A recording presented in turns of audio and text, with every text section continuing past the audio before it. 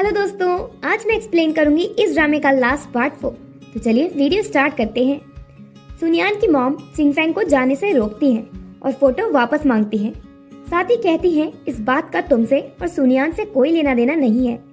चिंगफेंग उस फोटो को फेंक कर जाने लगती है।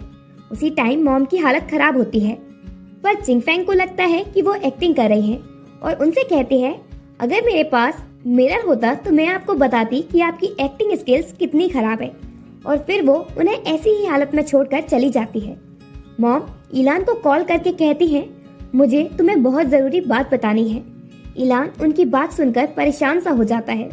मॉम कहती है मुझे पता है कि तुम और सुनियान कॉन्ट्रैक्ट रिलेशनशिप में हो और मुझे ये भी पता है कि तुम सुनियान को लाइक करने लगे हो।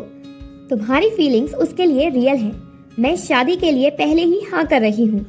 सुनियान थोड़ा जिद्दी है, फिर भी तुम उसका अच्छे से ध्यान रखना, नहीं तो मैं तुम्हें माफ नहीं करूंगी। और इसके बाद उनकी डेथ हो जाती है। इलान जल्दी से सुनियान को कॉल करता है और घर पहुंचने को कहता है। तभी एक जगह चिंगफेंग सुनियान से मिलती है। वो कहती है मैं तुमसे ही मिलने आ रही थी। सुनियान कहती है मुझे अभी जल्दी घर जाना है क्योंकि इलान का फोन आया था, और वो चली जाती है। जब वो दोनों घर पहुंचती हैं तो मॉम को देखती हैं। चिंगफेंग कहती है आप एक्टिंग करना बंद करो और उठो। सुनियान उसे हटाकर मॉम को उठाने की कोशिश करती है और चिंगफेंग से पूछती है तुमने मेरी मॉम के साथ क्या किया। चिंगफेंग कहती है मैंने सिर्फ सच कहा और कुछ नहीं कहा। सुनियान बोलती है क्या मतलब है तुम्हारा। वो बताती है हमारे फादर का सरनेम गू है और इस सब की जिम्मेदार तुम्हारी मॉम थी। डैड और इलान को मेरा होना चाहिए था, पर तुम लोगों ने मेरा सब कुछ छीन लिया। नेक्स्ट सीन में दिखाया जाता है अपसेट सुनियान अकेली रास्ते में चल रही थी और सोचती है अब तो मुझे मॉम भी छोड़कर चली गई। इलान उसको फॉलो कर रहा था और सोचता है चिंगफेंग और सुनियान हाफ सिस्टर है।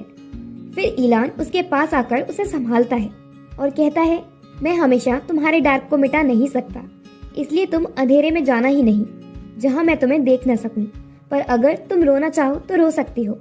सुनियान बहुत रोती है। अगले दिन चिंगफेंग सुनियान से कहती है कि वो घर छोड़कर जा रही है और बताती है तुम्हारी मॉम के मैटर से मेरा कोई लेना देना नहीं था। इलान पहले मेरा फियांसे था, फिर तुम्हारा बॉयफ्रेंड बना। वो तुम्हारी मॉम थी जिन्होंने सब गलत किया। फिर वो जाने लगती है। सुनियान उसे रोकती है और बोलती है इलान और मैं सिर्फ कॉन्ट्रैक्ट रिलेशनशिप में हैं और जब कॉन्ट्रैक्ट एंड हो जाएगा तो हम तीनों के बीच सब कुछ क्लियर हो जाएगा। मैंने और मेरी मॉम ने तुमसे कुछ नहीं छीना। इसके बाद वो चली जाती है। सुनियान अकेली होती है और अपनी मॉम को याद करती है और फिर अपना सर पटकने लगती है।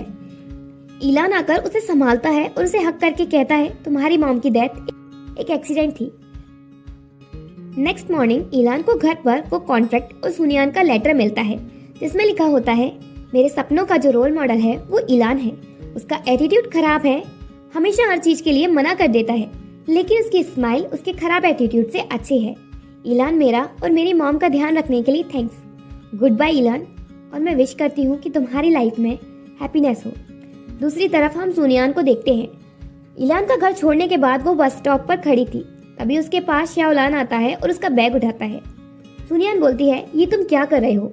वो कहता है क्या तुम वॉक पर जा रही हो। मुझे एक जगह पता है जो तुम्हारे लिए अच्छी रहेगी। इलान से अलग रहे एक हफ्ता निकल जाता है। सुनियान सोचती है अकेले रहने वाले हमेशा दूसरों के बारे में ही सोचते रहते हैं और सोचती है इलान क्या तुम अभी भी कैरेट खाते हो।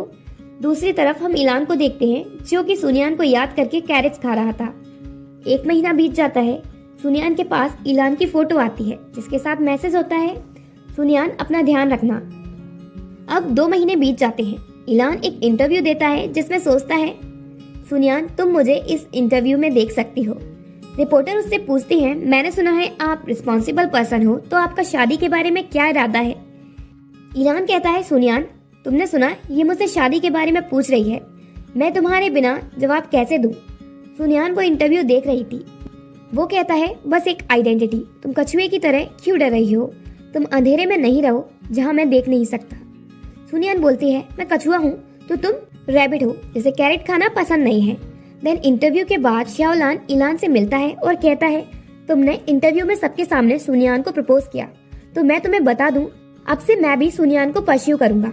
और तुम्हें पता है तुम्हारे इंटरव्यू कन्फेशन की वजह से अब मुझे भी नहीं पता कि वो कहाँ चली गई।